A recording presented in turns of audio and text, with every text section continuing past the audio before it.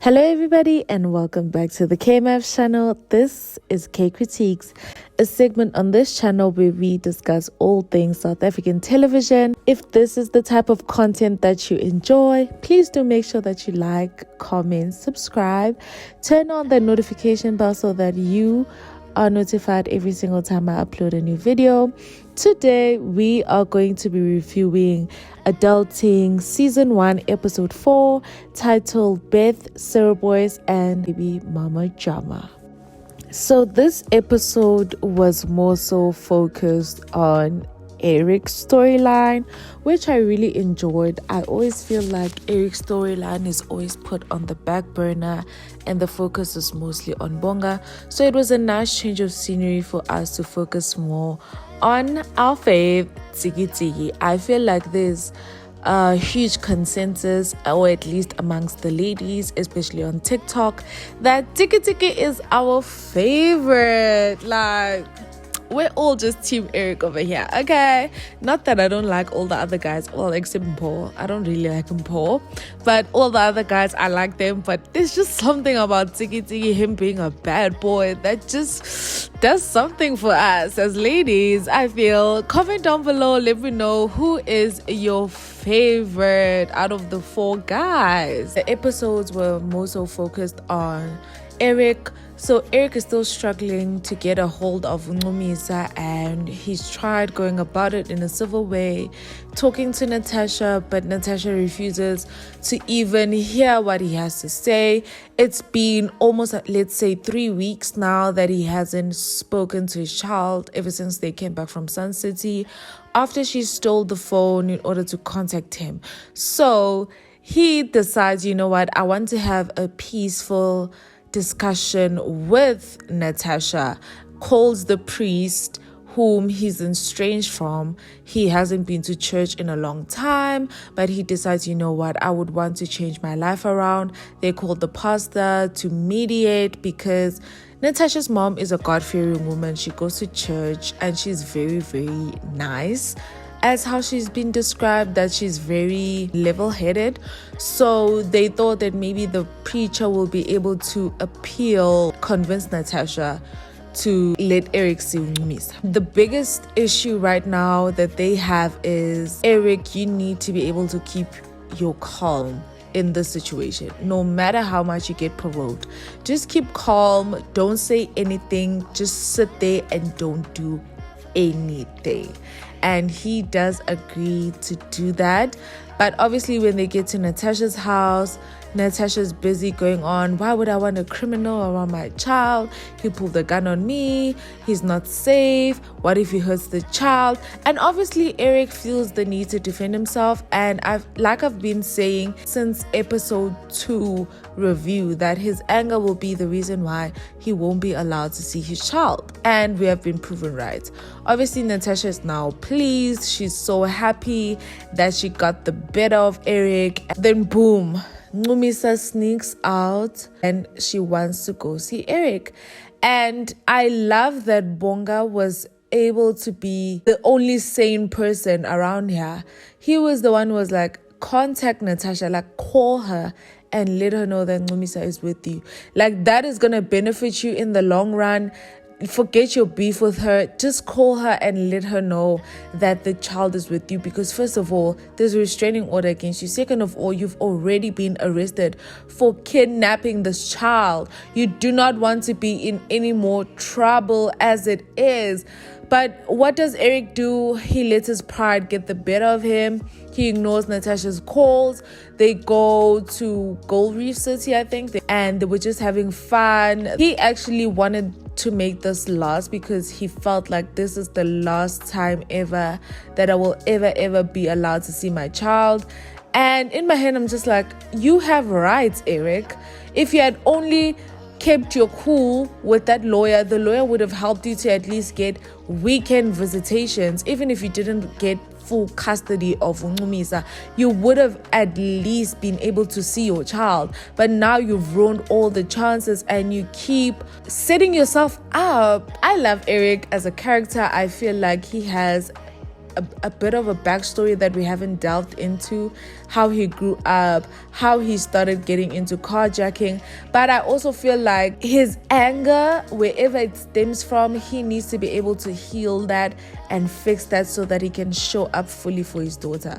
And the fact that he's just giving up on his daughter without a fight, whereas he knows that he loves his daughter and he has rights.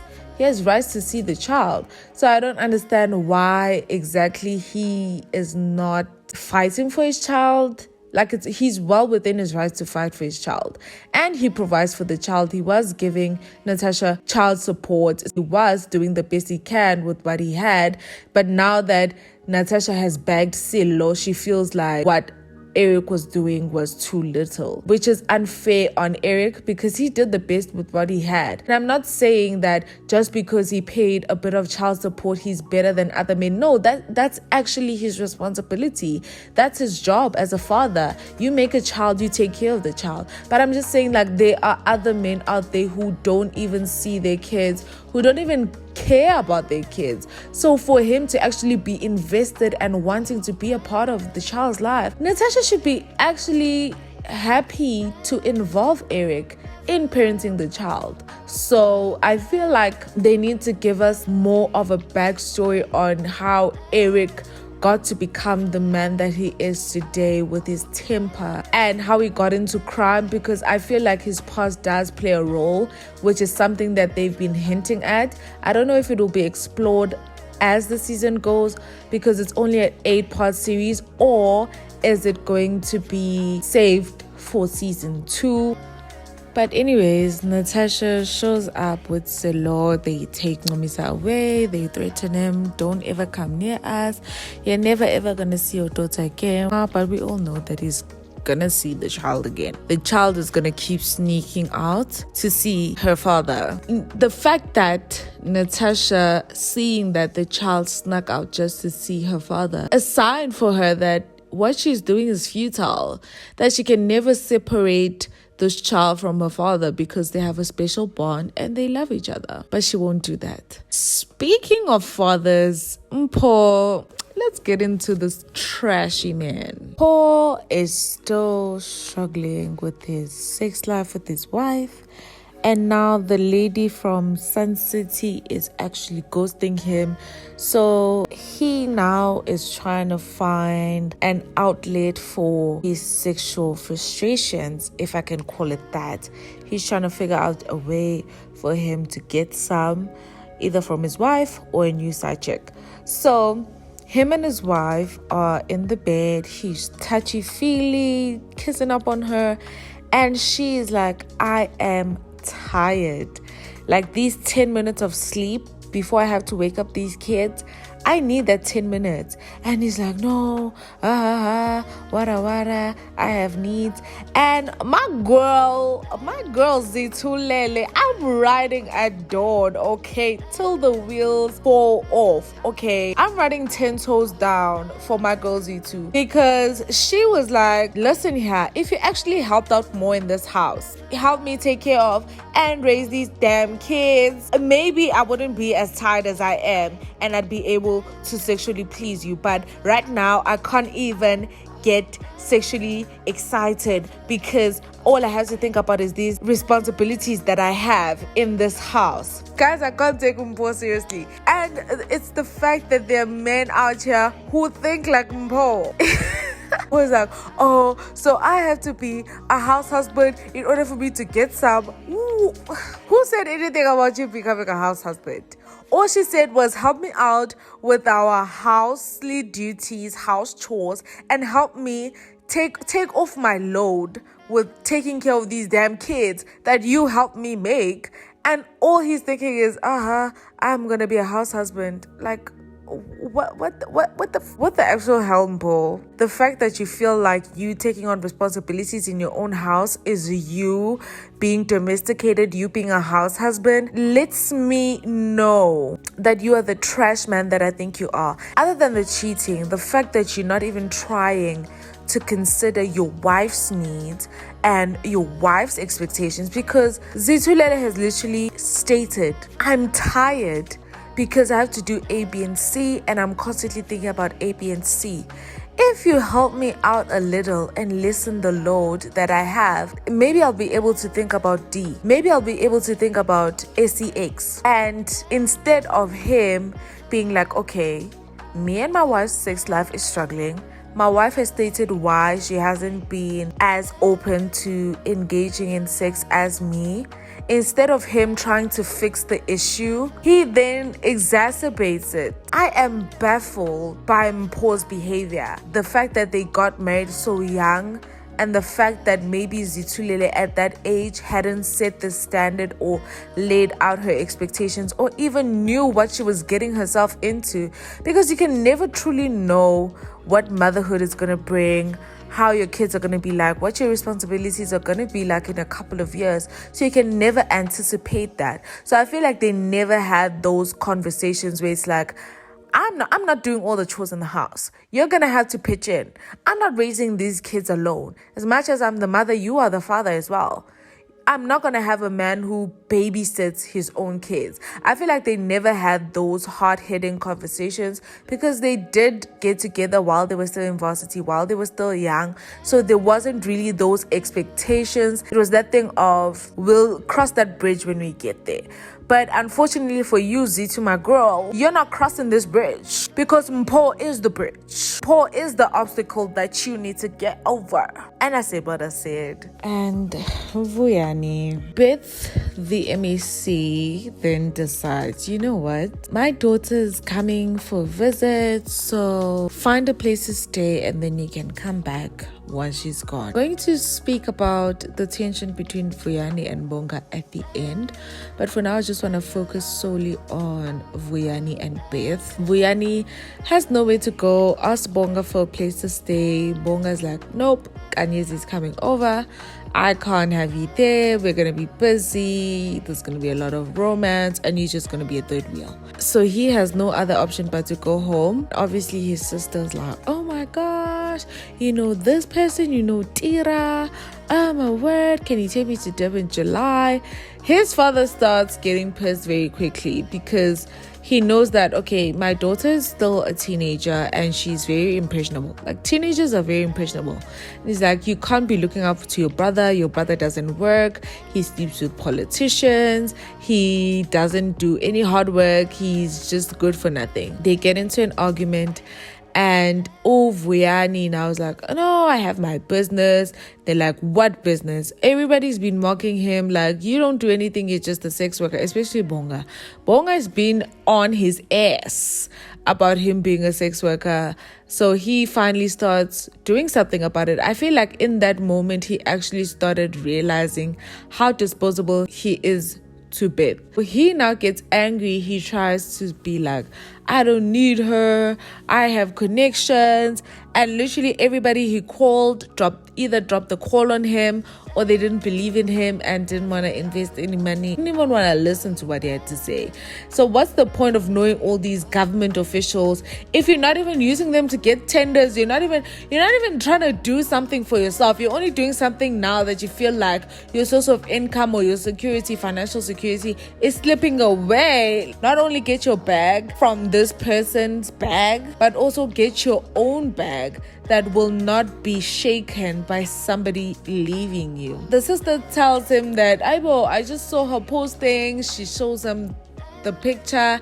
He rushes over to her house. He gets there. She was having a sex party and she was having an orgy with these other guys. He gets angry and he's like, I'm leaving her for good. She disrespects me, blah, blah, blah, whatever.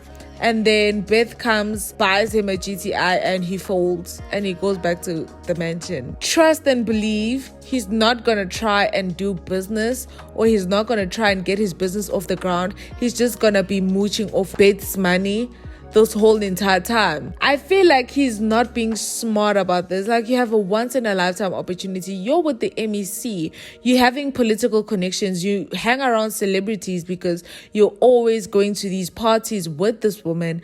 You're networking, but you're not making valuable connections. All he does is talk, but there's no action. There's no work behind it. Vuyani, do better. And make sure that GTI is in your name. Okay. And last but not least, Bonga. Bonga really was sort of in the background for this episode. He still wants to marry Nkanyezi, goes to ask her out on a date. Like, why don't you date? I'm really serious. I want to marry. I want to have kids. I'm really serious about you, blah, blah, blah. Nkanyezi tries to let him down gently. Listen, I'm not really that type of girl. I don't do relationships. Let's start off as friends, or let's just hook up. And honestly, I'm not even gonna lie, during that conversation I probably would have folded for Bonga. I would have folded. Listen here, I'm folding like a camp chair. Nkanyezi tells Bonga, let's start out where I'm comfortable with us just simply being physically pleasing each other. Like, let's just hook up. But she's folding. She's slowly but surely folding, as I knew she would. One thing about Zulu men, guys, they gonna do the damn thing, and they're gonna charm you, and you're gonna find yourself falling for the guy. Because one thing about Zulu men, they are smooth talkers. They will talk you into a relationship so fast. But Nkanyezi was definitely folding. I wouldn't be surprised if by episode 5 they are together. So back to the tension between Vuyani and Bonga. This tension between Vuyani and Bonga has been bubbling since episode 1, basically.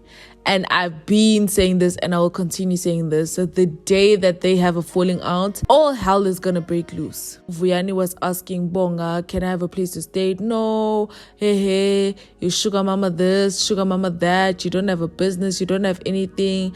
This is what you deserve. And obviously Vuyani as well also felt touched by that. And they get into it a little bit. But all I'm just saying is watch this space. By episode 6 or 7, they are gonna have a big fight.